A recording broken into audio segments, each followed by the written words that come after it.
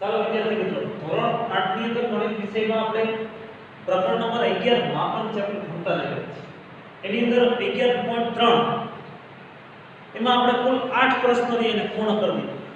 હવે નવમો પ્રશ્ન છે આપણો, એક રસ્તાને એક વખત સમતલ કરવા માટે રોલરને 750 વખત પરિભ્રમણ કરવું પડે છે. હવે જો રોલરનો વ્યાસ 84 સેમી અને પહોળાઈ 1 મીટર હોય તો રસ્તાનું ક્ષેત્રફળ શોધો. બરાબર? તો અહીંયા ખાસ આપણે કેટલીક બાબતો યાદ રાખવી. પેલાનો વ્યાસ આપેલો છે. બરાબર?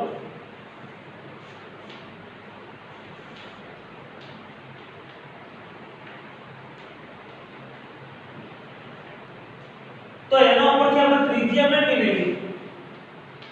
તો ત્રિજ્યા બરાબર વ્યાસના અડધા 84/2.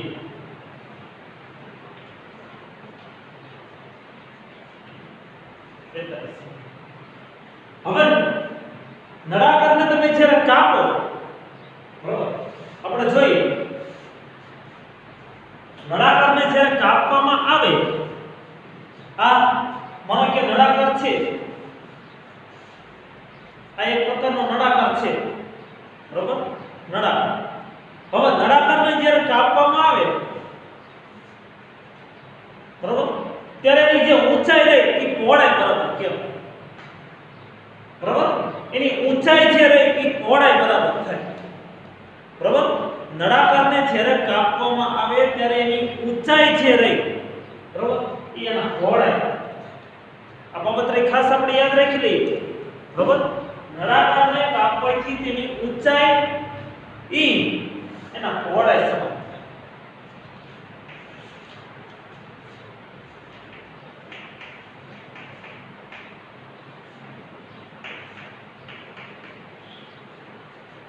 તો એ પહોળાઈ બરાબર થાય જે 1 મીટર છે. એને આપણે સેમીમાં ફેરવી નાખીએ.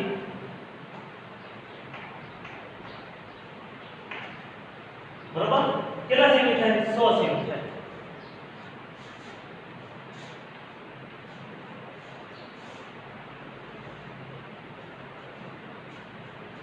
બરાબર? હવે એક વખત પરિભ્રમણ કરે,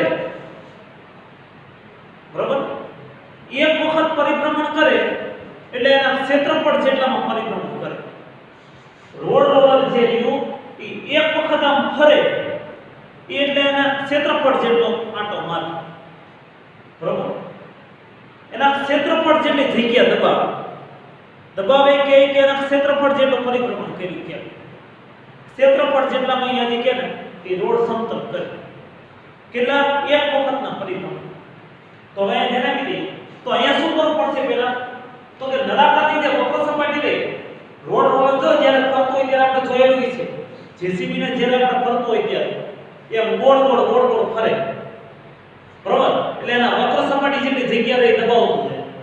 આ બાબત આપણે જોઈ લઈએ છીએ ક્યારે આપણી શેરીમાં કે આપણી ગલીની અંદર આસપાસ આ જગ્યાને જ્યારે રોડ બનતો હોય ત્યારે રોડ રોલર જે ફરતું હોય એ એક પ્રકારનો નળાકાર હોય.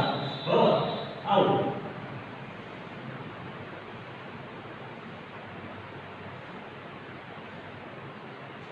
અને એમ ગોળ ફરતું જાય. એક આંટો મારે એટલે એના ક્ષેત્રફળ જેટલી જગ્યા દબાવે. બરાબર? એક આંટો મારે એટલે એના વક્ર સપાટીના ક્ષેત્રફળ જેટલી જગ્યા દબાવે. તો અહીંયા કેટલા વખત આંટા મારે છે? 750. રોડ રોલર જે રહ્યું એ એક વખત પરિભ્રમણ કરે એટલે એના ક્ષેત્રફળ જેટલી જગ્યા દબાવે. વક્ર સપાટીના ક્ષેત્રફળ. બરાબર? તો અહીંયા આપણે પહેલા લખીએ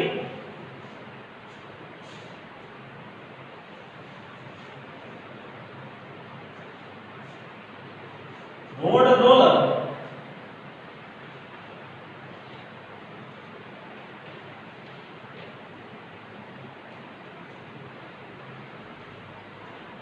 એક આંટે એના વક્ર સપાટીના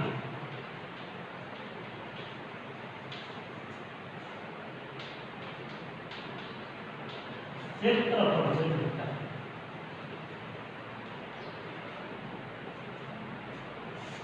બરાબર. તો હવે નળાકારની વક્ર સપાટીનું આપણે ક્ષેત્રફળ શોધીએ.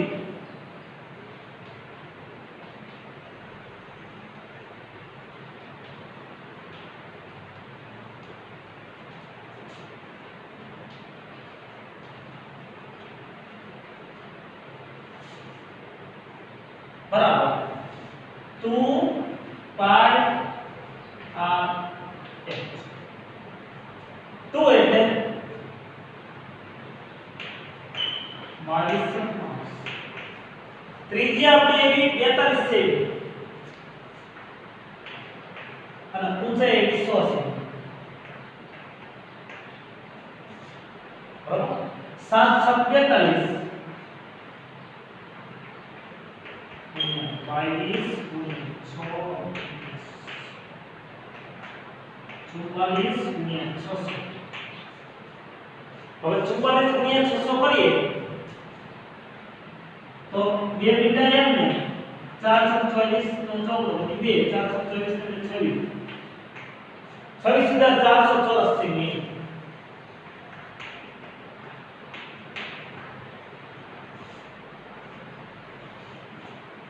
બરાબર આ શેનો એવું 26400 નળાકારની વક્ર સપાટી. બરાબર આ એક આટે આટલી જગ્યા દબાવે કેટલી 26400 ચોરસ છે એટલે એક આટો મારે તારે એ રસ્તો એ 26400 ચોરસ સેમી જેટલો થાય. બરાબર હવે આ ચોરસ સેમી છે એને આપણે ચોરસ મીટરમાં ફેરવી નાખીએ.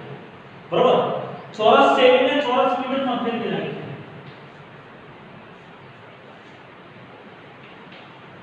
ચોરસ સેમીને ચોરસ મીટરમાં ફેરવવા.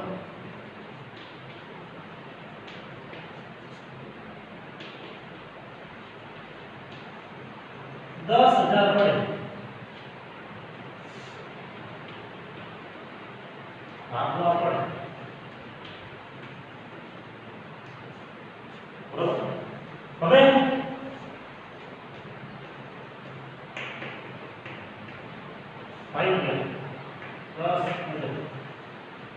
इसको આવશે ચોરસ મીટર 2 મીટર જાય 2 મીટર જાય તો વૈધા 264 ના છેદમાં 100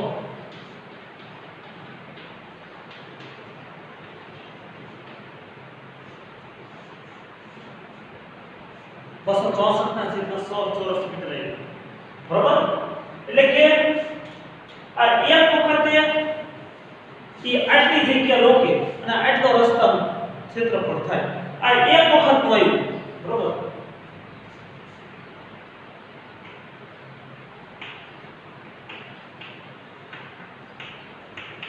એક વખતના પરિભ્રમણે રસ્તાનું ક્ષેત્રફળ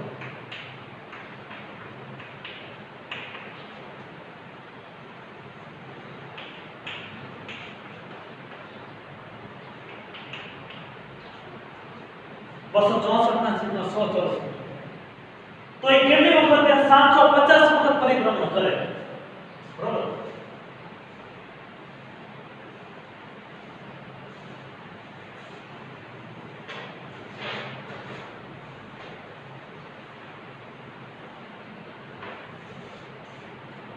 જોઈએ એક વખતના પરિભ્રમણે કેટલું 264 ના છેદમાં 100 ચોરસ મીટર ક્ષેત્રફળ જેટલું થાય. બરાબર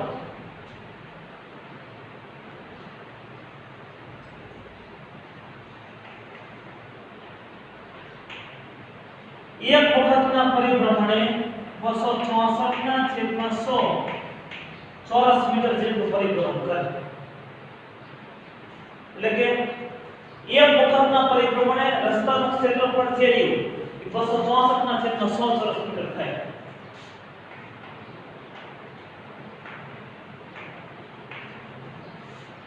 તો 750 વખતના પરિભ્રમણ કેટલું એક વખતના પરિભ્રમણે રસ્તાનું ક્ષેત્રફળ જે 264 ના 100 ચોરસ મીટર, તો 750 વખતના પરિભ્રમણે કેટલું? તો 750 ગુણ્યા 264 છેદમાં 100 બરાબર 750 એટલે 25 ગુણ્યા 30, 750 એટલે 25 તારી 75, 264 થાય 100 એટલે 25 ચોક 100, 25 25 ઉડી ગયા. હવે 44 264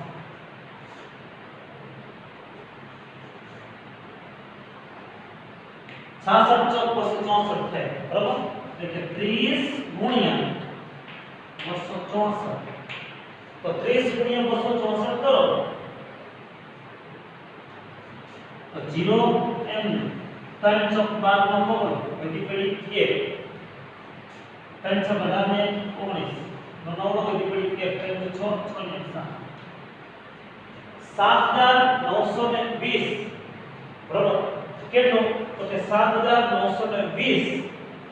અને હજી એમ ખબર ન પડતી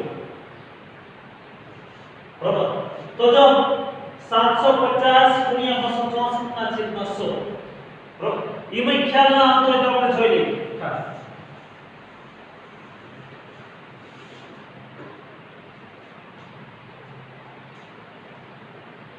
તો એક મીંડું જાય, એક મીંડું જાય, એક મીંડું જાય, એક મીંડું જાય, 15 5 25 264 10 એટલે 2 5 10, 5 5 ઉડી ગયા, 5 5 ઉડી ગયા બરાબર, તો 15 ગુણ્યા 264 કરી નાખીએ તો 15 ગુણ્યા 264 કરવી એટલે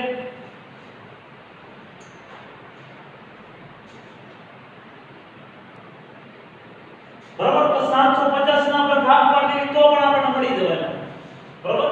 તો મેં આપણે જોઈએ તો 0 જાય 0 જાય, 75 એટલે 15 5 75, 75 એટલે 15 5 75, 264 ને 264 એમ 10 ના નો ભાગ પાડો એટલે 2 5 10, 5 5 ઉડી ગયા, 2 કા 2 2 3 6 2 4, 15 ગુણ્યા 132 કરો તો 15 દુ 30 ની 0 વધી પડી 3, 15 દુ 45 ને 3 48 નું 8 વધી પડી 4, 15 કા 15 15 ને 4 19, તો 1980 રૂપિયા આવી ગયા, સોરી 1980 ચોરસ મીટર.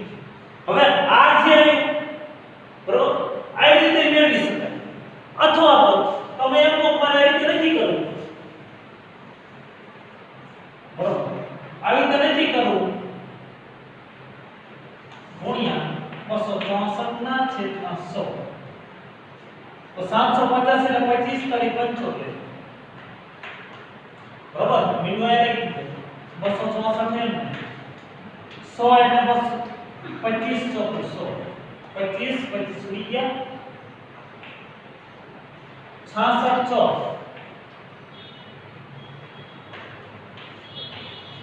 તોય 1980 જ આવે બરાબર. તો આ જે ક્ષેત્રફળ જે રહ્યું બરાબર, રસ્તાનું ક્ષેત્રફળ એ કેટલું? તો કે 1980 ચોરસ મીટર આવે બરાબર. એટલે ભાગ આપણે ગમે તેમ પાડીએ એનાથી કોઈ મતલબ નથી, તો એ લખવાનું, તેથી રસ્તાનું ક્ષેત્રફળ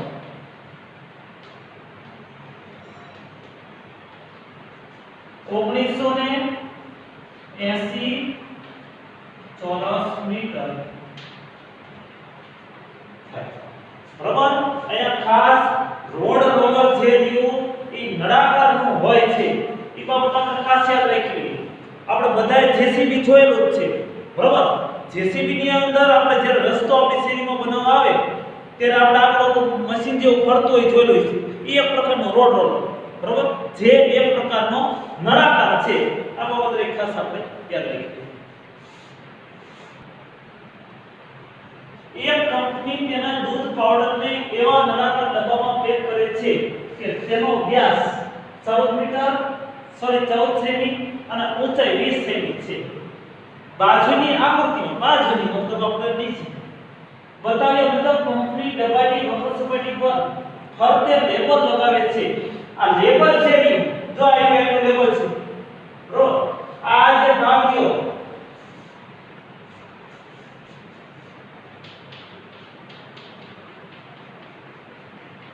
આ લીટાવાળો જે ભાગ એ લેબલ છે. લેબલ લગાવે છે.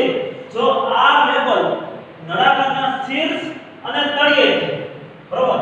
આ જે ભાગ છે શીર્ષ ઉપરનો ભાગ એટલે કે શીર્ષ અને તળિયે બંનેથી 2 સેમી દૂર ચોંટાડવામાં આવતું હોય તો લેબલનું ક્ષેત્ર શોધો. હવે આખો નળાકાર છે એ કેટલા સેમીનો 20 સેમીનો. પહેલા આપણે વ્યાસની દૂર શોધી લઈએ. વ્યાસ આખો છે 14 સેમી. તો ત્રિજ્યા થાય વ્યાસની અડધી.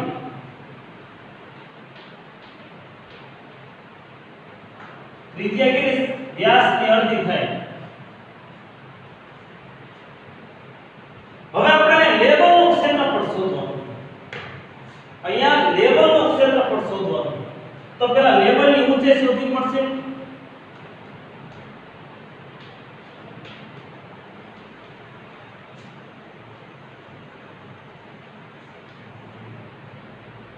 હવે લેબલની ઊંચાઈ આપણને કઈ રીતે મળશે? જો લેબલ આટલું છે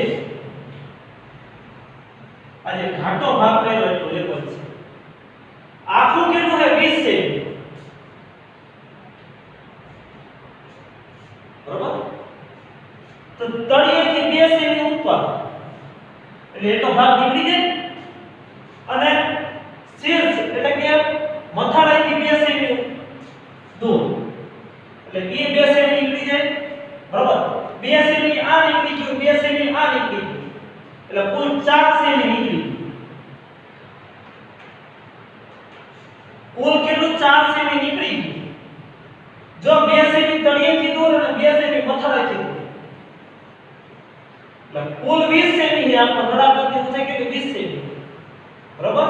અને લેબલ છે એ તળિયો અને મથાળા બંનેથી 2 સેમી દૂર એટલે 20 માંથી 2 સેમી આ નીકળી ગયું 2 સેમી આ નીકળી ગયું એટલે કુલ કેટલું? તો કે લેબલની ઊંચાઈ જે રહી 16 સેમી થાય બરોબર. લેબલની ઊંચાઈ કેટલી 16 સેમી થાય. હવે વ્યાસ એટલો 14 સેમી, ત્રિજ્યા છે એની અડધી એટલે કે 7 સેમી થાય. તો લેબલનો આપણે ક્ષેત્રફળ શોધવાનું બરોબર. લેબલ કેવું નળાકારમાં જ છે બરોબર. લેબલ છે એ નળાકારમાં જ છે. તો નળાકાર લેબલનો ક્ષેત્રફળ બરાબર 2 પાઈ r/h.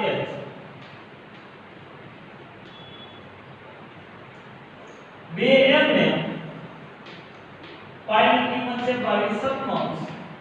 હવે r એટલે છે આપણને 7 છે. આઈકો નથી સોરી આપણે શોધ્યો. વ્યાસની અડધી ત્રિજ્યા થાય r એટલે કે ત્રિજ્યા 7 છે. અને ઊંચાઈ કેટલી 20 સેમી લેવાની 16 સેમી. તો લેબલની ઊંચાઈ છે ને 16 સેમી. કેટલી 16 સેમી. આ બાબત ખાસ ધ્યાન રાખીએ કે 20 સેમી આવી ગયું તો દાખલો ખોટો પડી જાય છે. અહીંયા આપણે નળાકાર નહીં લેબલનું ક્ષેત્રફળ શોધીએ છીએ બરોબર. એટલે લેબલની ઊંચાઈ જ્યારે 16 સેમી બરોબર. તો 7 7 નીકળી જાય 2 ગુણ્યા 22 અને ગુણ્યા 16. 2 ગુણ્યા 22 અને ગુણ્યા 16 કરો તો 22 દૂ 44 અને ગુણ્યા 16. તો 44 ગુણ્યા 16 કરો હોય તો 16 ચોક 64 નો ચોક વળી ગઈ 6. 16 ચોક 64 64 ને 6 70 704 ચોરસ સેમી બરાબર. તો લેબલનું ક્ષેત્રફળ જે રહ્યું એટલે કે લેબલની વક્ર સપાટીનું ક્ષેત્રફળ 704 ચોરસ સેમી થાય. લખવાનું લેબલની વક્ર સપાટીનું क्षेत्रफळ 704 ચોરસ સેમી બરોબર. એટલે અહીંયા શું કીધું હતું કે એક કંપની તેના દૂધ પાવડરને એવા નળાકાર ડબ્બામાં પેક કરે છે કે તેનો વ્યાસ 14 સેમી અને ઊંચાઈ 20 સેમી છે. આ ઊંચાઈ 20 સેમી છે એ આખા નળાકાર છે. આટલી બાબત રહી આપણે યાદ કરશું. પરંતુ લેબલની ઊંચાઈ કેટલી થઈ તો કે 16 સેમી. બરોબર. શા માટે? કારણ કે જે લેબલ હોય એટલે કે સ્ટીકર એ નીચેથી 2 સેમી અને ઉપરથી 2 સેમી દૂર આવેલું છે. બરોબર. એટલે અહીંયા બાબત રહી ખાસ વ્યાસ 14 તો ત્રિજ્યાની અડધી એટલે 7 ઊંચાઈ 16 નળાકાર લેબલનું ક્ષેત્રફળ 2 પાઈ અને છેલ્લે 704 ચોરસ સેમી આનો જવાબ. હવે જો અહીંયા આપણો 11.3 ની પૂર્ણ થઈ ગયું. બરોબર. હવે એના પછીનો આપણો શબ્દ આવે છે ઘનફળ.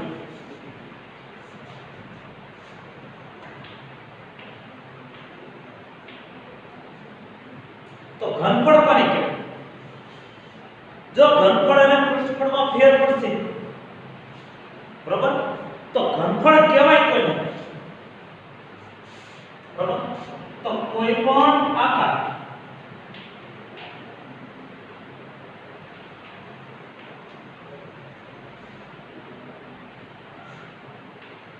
સપાટી પર મૂકેલી જગ્યા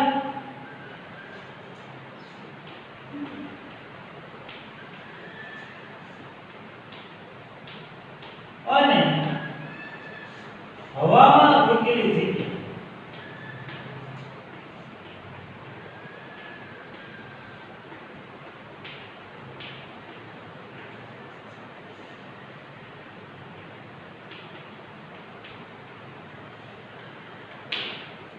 ઘનફળ તરીકે ઓળખવામાં આવે છે.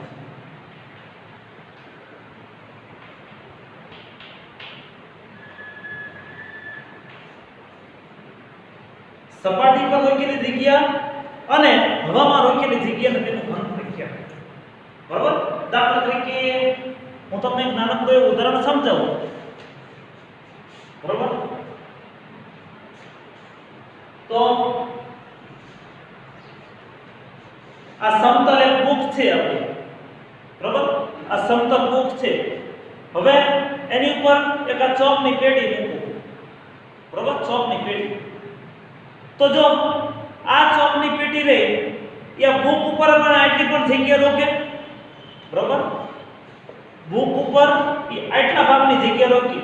કેટલી? આટલા ભાગની. અને હવામાં જગ્યા રોકે એટલે કે ઊંચાઈના ભાગમાં પણ જગ્યા રોકે. બરોબર. તો ઈ જે રહ્યું એનું ઘનફળ બને. બરોબર. ઈ એનું ઘનફળ બને. તો માનો કે હવે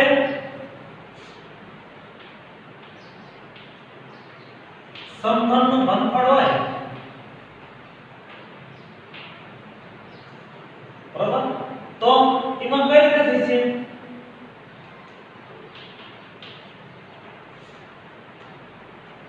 આધારનું ક્ષેત્રફળ એના ગુણ્યા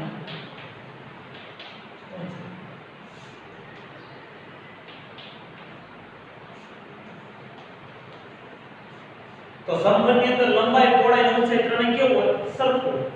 સમઘનની અંદર લંબાઈ પહોળાઈ અને ઊંચાઈ કેવી હોય? તો કે સરખું. બરાબર. એટલે કે ઘનફળ છે ને આ સોરી લંબઘનનું હતું.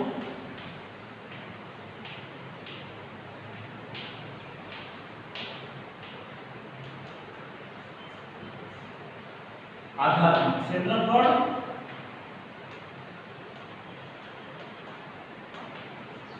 એના ગુણ્યા ઊંચાઈ.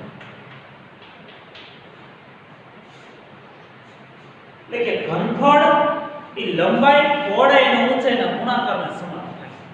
બરાબર. ખાસ ધ્યાન રાખીએ કે ઘનફળ એ લંબાઈ પહોળાઈ અને ઊંચાઈના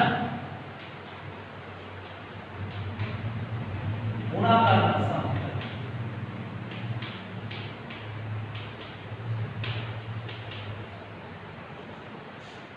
બરાબર. તો લંબઘન હોય તો એનો આધાર કયો તો કે લંબાઈ ગુણ્યા પહોળાઈ અને ઊંચાઈ એમ ને l ગુણ્યા b ગુણ્યા h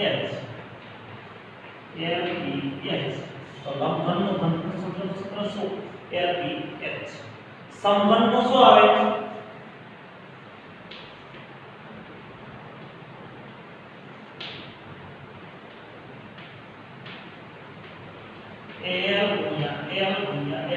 કારણ કે લંબાઈ પહોળાઈ અને ઊંચાઈ ત્રણેય સરખી જ હોય તો l નો ઘન બરાબર આ એનો પછી નળાકાર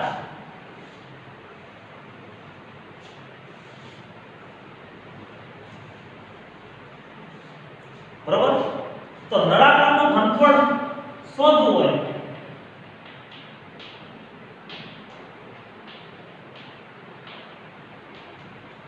તો આધારનું ક્ષેત્રફળ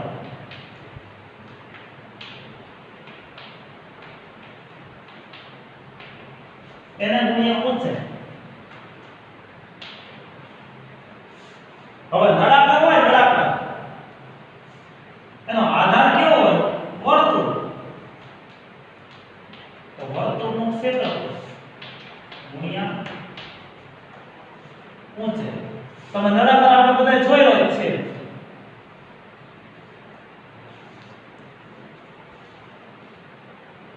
નળાકાર આપણે બધા જોયેલો જ છે બરોબર એનો આધાર કેવો હોય તો આધાર એટલે તળિયું તળિયું કેવું વર્તુળ હોય તો વર્તુળનું ક્ષેત્રફળ પાઈ r વર્ગ એના ગુણ્યા ઊંચાઈ એટલે h તો પાઈ r વર્ગ h આ એનો બરોબર નળાકારનું ઘનફળ શોધવાનું છે બરોબર તો નળાકારનું ઘનફળ જે રહ્યું એમાંથી ખાસ એક પદ્ધતિ દેખાય કે આધારનું ક્ષેત્રફળ એના ગુણ્યા ઊંચાઈ તો એનો આધાર કેવો હોય તો કે વર્તુળ પરીક્ષાની અંદર પ્રશ્ન તમને એ પૂછાય કે નળાકારનો આધાર છે